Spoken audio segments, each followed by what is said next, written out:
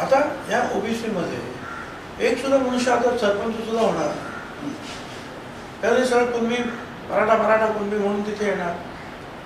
कुणबी म्हणून आले तर गोष्ट मराठा कुणबी मराठा म्हणून येणार.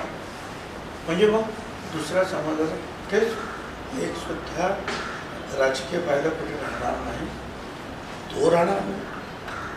नोकऱ्यांमध्ये सुद्धा सगळे तिकडेच तेच जातील, शिक्षणात तेच जातील. जे ज्या सोयी ज्या ओबीसीसाठी निर्माण तुम्ही करता त्या सगळ्या सोयी यांच्याकडे जाणार, बाकीच्या लोकांना काहीही मिळणार. हे बघा, कोणी कार्यक्रम घ्यावा कोणी नाही घ्यावा या मताचा मी नाही, कारण लोकशाहीने अधिकार दिलेले कार्यक्रम घेतले पाहिजे, पण त्याच्यासारखे आम्ही नाही. ते जे येवलेचं इकडे तिकडे हिंडत आहे त्याच्यासारखे आम्ही नाहीत की त्यांनी घेतला म्हणजे आम्ही घ्यायचं.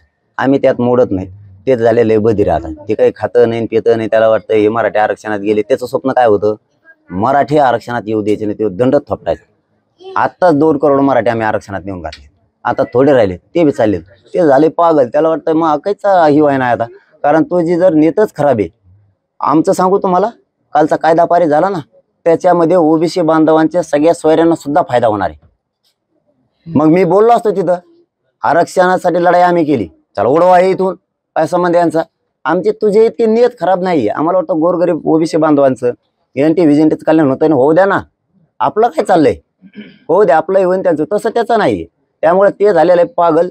त्याच्यामुळे हे नाही का त्याच्या नादी लागू नये ही माझी ओबीसी नेत्यांना विनंती. ते आम्ही आहेत ते जाणारच ओबीसी आरक्षणात, तुम्ही विरोध करू नका. त्याचा ऐकून ते गोळ्यावर आलेला आहे. देश विदेशातील प्रत्येक घडामोडींचे लाईव्ह अपडेट मिळवण्यासाठी आता साम टीव्हीच्या सर्व सोशल मीडिया प्लॅटफॉर्मला लाईक, फॉलो आणि सबस्क्राईब करा.